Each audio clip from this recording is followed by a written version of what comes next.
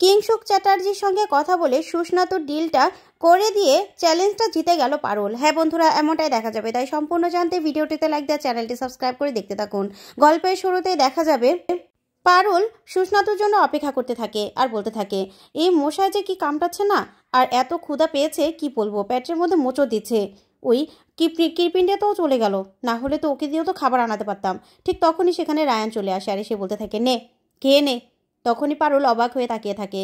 তারপর খাবারটা ধরে বলতে থাকে, তুই না চলে গেলি, আবার যে ফিরে এলি। তখন রায়ান বলতে থাকে, কি আর করব বল, তুই এখানে কি বাঘ মারিস সেটা তো আমাকে দেখতে হবে, সেই জন্য তো আবার চলে এলাম।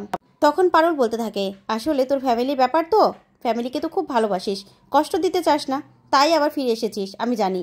এই বললেই তখন রায়ান বলতে থাকে, নে এবার খাবারটা খেয়ে নে তো, আমি তো জানি তোর ক্ষুধা পেয়েছে, আর ওই শয়তানটা যে খারাপ, তোর কথা শুনবে না তো, তুই তো একা তো ওইটাকে কনভিন্স করতে পারবি না, সেটা আমি জানি, তোর কাম্য নয়, তাই তো আমি চলে আসলাম। তারপরে দুজন খেতে খেতে কথা বলতে থাকে। হঠাৎ করে দেখা যাবে সুস্নাতও সেখানে আসে, আর আসলেই চলে যেতে লাগলে পারুল বলতে থাকে, সুস্নাতু স্যার।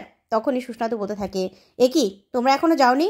তখন পারুল বলতে থাকে, আপনার সঙ্গে তো কথাই হলো না, কি করে যাবো বলুন তো? তখনই সুস্নাতু বলতে থাকে, শোনো, তোমাদের সঙ্গে না আমি কোনো কথা বলতে চাই না, এক্ষুনি এখান থেকে চলে যাও। তখন পারুল বলতে থাকে, দেখুন স্যার, এটা আমরা ভুল করেছি, আমি জানি। আমরা আসলে কি রাকা দিদির চোখের জল দেখতে পারিনি, তাই আমরা ভুল করে ফেলেছি, সেটাতে আপনার কোনো ভুল নাই। কিন্তু আপনাকে আমরা অপমান করেছি, তার জন্য আপনি যে শাস্তি দিবেন, যা করতে বলবেন, আমরা তাই করতে রাজি আছি, আপনি যা বলবেন। তখনই সুস্নাতু মনে মনে কিছু একটা ভাবতে থাকে আর বলতে থাকে, আমি যা বলবো তাই করবে তো? তখনই পারুল বলতে থাকে, হ্যাঁ হ্যাঁ, তাই করতে রাজি আছি। তখনই সুস্নাতু স্যার বলতে থাকে, আচ্ছা ঠিক আছে, চলো আমার কেবিনে চলো। এই বলেই রায়ান আর পারুলকে নিয়ে আবার সুস্নাতু নিজের কেবিনে চলে যায়। ওইদিকে দেখা যাবে গোপাল রুক্মিণীকে সবটা খুলে বলে রুক্মিণী শুনে বলতে থাকে, সর্বনাশ, সেই জন্যই তো বলছি, হঠাৎ করে ওনাদের ব্যবহার এরকম পাল্টে গেল কেন, এবার কি হবে? তখনই গোপাল বলতে থাকে, দেখো রুক্মিণী, তোমাকে আমি কথা দিয়েছিলাম যে তোমাকে সব রকম কমফোর্টটা আমি দেওয়ার চেষ্টা করব, তাই সেরকমই চেষ্টা করব। তুমি প্লিজ সব কিছু আমাকে বলো তুমি। হ্যাঁ আমি জানি, আমি স্কুলে গেলে আমার ফোনটা সাইলেন্ট থাকে, তারপরে তুমি আমাকে মেসেজ দিও। তুমি আসলে এখন কি করব সেটা দুজনকে ভেবে তারপরে করতে হবে। তখনই রুক্মিণী মনে মনে বলতে থাকে, মানুষটা না খুবই ভালো। তারপরে ওইদিকে দেখা যাবে বলাই রানুকে বলতে থাকে, আচ্ছা তুমি সবার সামনে না বললেও তো পারতে, জানো তো মার কথা আমি ফেলতে পারি না। তখন রানু বলতে থাকে, বললেই কি, তুমি কত শুনতে পারতে, তোমার না দাদার মতো অত সাহস নেই, বুঝতে পেরেছো? তখন বলাই বলতে থাকে, কি করে সাহস হবে বলো তো, দাদার তো একটা সরকারি চাকরি আছে, সেই জন্যই না দাদার এত সাহস। তখনই রানু বলতে থাকে, সেটা কোনোদিনও বুঝতে দিয়েছে দাদা যে তোমার চাকরি নেই, বলো তো? তখন বলাই বলতে থাকে, না না, আমার দাদা তো অনেক বড় মনের মানুষ, বুঝতে দেবে কেন, আমাকে কখনো কমটা বুঝতে দেয়নি। তারপরে রানু বলতে থাকে, শোনো, তুমি না নিজেকে নিজে ছোট ভাববে না, তুমি হলে এই বাড়ির কর্তা, আমার কর্তা, সেটা তুমি সরকারি চাকরি করো বা ফসলি ফলাও, তাতে আমার কিছু যায় আসে না, বুঝতে পেরেছো? এই বলে রানু নিজের মুখ থেকে বলাইকে চকলেট খাইয়ে দেয়। ওইদিকে দেখা যাবে গোপালের কথা শুনে রুকু খুব খুশি হয়ে বলতে থাকে, চকলেট খাবেন, নিন লজেন্স আমি খুলে দিচ্ছি। এই বলেই লজেন্সটা গোপালের হাতে দিলে গোপাল অবাক হয়ে রুকুর দিকে তাকিয়ে থাকে। তখন রুকু মনে মনে বলতে থাকে, গোপাল, আপনি অনেক বড় মনের মানুষ, কিন্তু আমি তো অত বড় মনের মানুষ নই, তাই আপনি আমার থেকে ভালো কাউকে ডিজার্ভ করেন। এই বলেই রুকু অবাক হয়ে গোপালের দিকে তাকিয়ে থাকে। অন্যদিকে দেখা যাবে পারুল আর রায়ানকে সুস্নাতু স্যার নিজের কেবিনে নিয়ে যায়। তারপরে নিয়ে গিয়ে বলতে থাকে, শোনো, তোমাদের একটা কাজ করতে হবে, আমি যা বলবো তাই পারবে তো?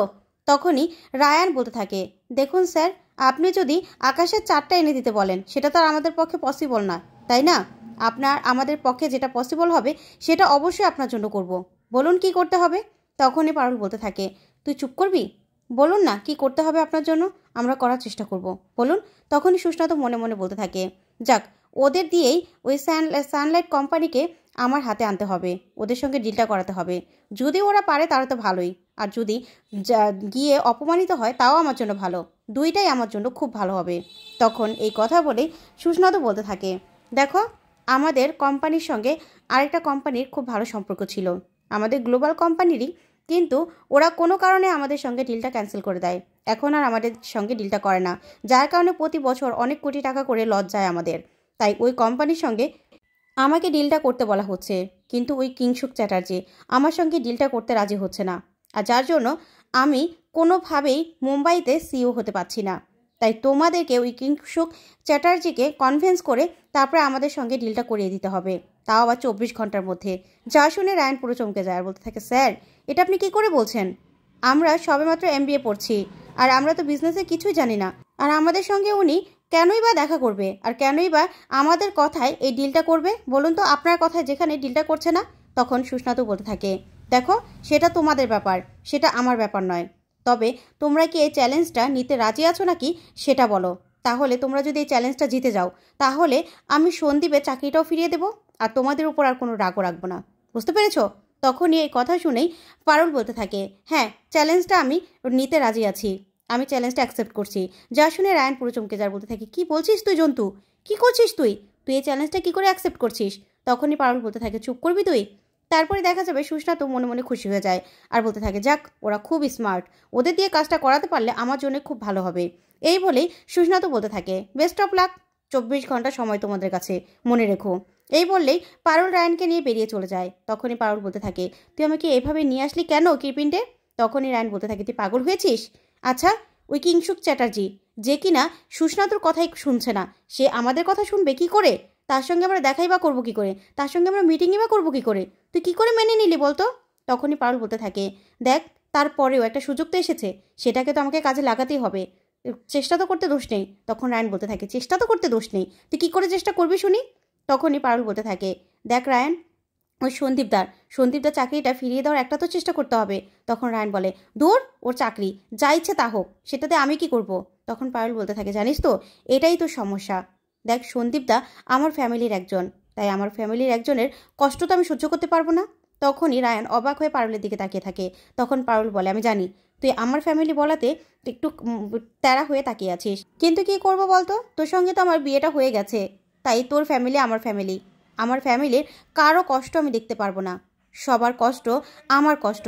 আমার ফ্যামিলিকে কেউ যদি কিচ্ছু করার চেষ্টা করে না, তাকে আমি ছাড়বো না, কিছুতেই ছাড়বো না। তখনই পারুলের মুখে এমন কথাগুলো শুনে রায়ান অবাক হয়ে তাকিয়ে থাকে। তখন পারুল বলতে থাকে, আমার ফ্যামিলির কেউ কিচ্ছু করতে পারবে না, আর আমার ফ্যামিলিকে আমি সব রকম কমফর্ট দেওয়ার চেষ্টা করব, আর সেটা আমার জন্য যাই হোক না কেন, আমি সব রকম কষ্ট তাদের জন্য আমি করতে পারি। তখন এই কথা শুনে রায়ান বলতে থাকে, ঠিক আছে হয়েছে, এবার চল বাড়ি চল। এই বলেই পারুলকে নিয়ে বাড়ি চলে যায় রায়ান। তখনই রাকা আর মল্লার সবটা শুনে অবাক হয়ে যায়। তখন রাকা বলতে থাকে, কি সাংঘাতিক লোক, 24 ঘন্টার মধ্যে এত বড় একটা চ্যালেঞ্জ দিয়ে দিল। তখন রায়ান বলতে থাকে, দেখ না ও আবার অ্যাকসেপ্টও করে নিল, আর কেমন করে হাঁটছে। তখনই পারুল বলতে থাকে, কি করব বলতো? কি করব? কোনো সাহায্য তো করবি না? আচ্ছা রাকা, তোমার ল্যাপটপটা নিয়ে আসবে, আসলে ওই কোম্পানির নাম দেখে দেখবো যে ওটা কোথায়, আর ওইটার সব ডিটেলসগুলো আমাকে জানতে হবে। তখনই রায়ান বলতে থাকে, দাঁড়া, তোকে না কিছু করতে হবে না। আচ্ছা আমাকে বললেই তো হয় যে তোর কী কী দরকার। শোন, আমাকে যারা যে তুই করতে পারবি না সেটা আমি জানি। তখন পারুল বলতে থাকে, তা জানিস যখন যে তাহলে হেল্পটা কর না। তখন রায়ান বলে, ভালো করে বললেই তো হয়। তারপরে দেখা যাবে ওরা সব রকম ডিটেলস বের করার চেষ্টা করতে থাকে। ওইদিকে রাকা বলতে থাকে, সন্দীপ দাও না কাল থেকে কিচ্ছু খায়নি শুনলাম, আর মাসিমাও তো মায়ের সঙ্গে এসে কত কথা বলে গেল। কি করবো বলো তো, এই সব কিছু না আমার জন্য হয়েছে, আর বিয়েটা হয়ে গেলে এই সব কিছুই হতো না। সব কিছু কার জন্য করলাম? ওই ডিজেটার জন্য। তখন পারুল বলতে থাকে, রাকা তুমি একদম মন খারাপ করবে না, দেখবে খুব শীঘ্রই তোমার জন্য কেউ রাজকুমার চলে আসবে।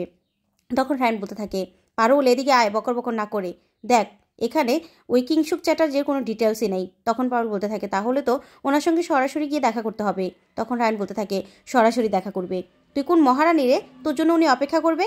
তখন পারুল বলতে থাকে, কি করব, চেষ্টা তো আমাকে করতেই হবে বল, যে করে হোক চেষ্টা করতে হবে, আমাকে সন্দীপদার চাকরিটা ফিরিয়ে দিতেই হবে।